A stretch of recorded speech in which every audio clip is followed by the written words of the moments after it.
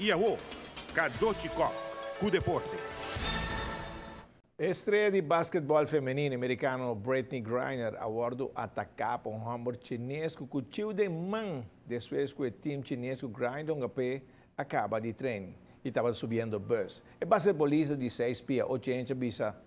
Está ok, tá algum rascar minha raia e meu companheiro não está, está ok. Dia mesa fix turcos.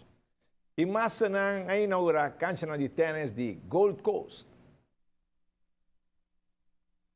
Cancha de tênis de Gold Coast que da claro e o time de massa que pa anos sa na Eagle Club a mover. E ta primeiro na pa nga ribe cancha ng novo. Nós decidi para vir aqui na Gold Coast, onde nós estamos jogando Jamash, a tarde de Sawe. E também já sabem, ainda nós estamos jogando aqui, nós estamos em Hopi Cooperação de parte de gerente de Gold Coast. Nós temos 2 canchas que nós estamos jogando ribe. E nós temos 5 gente jogando aqui na Ture DNC. Também mais chamam.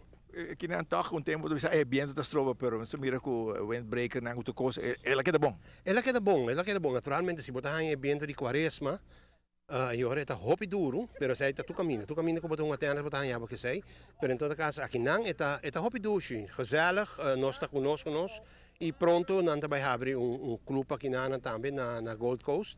Nós não aqui tempo sei tá claro, pero em todo caso mientras tanto nós está aqui e nós está desfrutar de nós tenas, lo que nós está gostando assim. Mira que tem bom iluminação. Correto, a luz está perfeito e a cancha não está novo e tu costa vai perfeito e não está a cancha não regularmente também limpi, não está spuit não com high pressure, etc. Mas a cancha não bom, tu costa agora bom manter aqui não. Tu de massa não chega bom assim, ou pouco das ainda. Não, tu gente está bem e dia para nós começar com 4, 5 gente, o que nós está de 5 acaba, dus nós há outra gente não cabe acerca. E para nós é um tiquileu, nós vivemos na praia, mas tem hopi jogador que vive no norte e para nós está cerca. Então, para nós está, não, nós estamos contentes. Desfrutando de gelo. Correto, nós estamos desfrutando de gelo. Bom, mesmo tem mesmo grupo de sempre na Taquinana e é mesmo gritamento, é mesmo mamamento de gai, mesmo coisa da seguinte. Movimento da vida, para bem, você aí uma boa donação de Aruba-Way, o que você na caminho?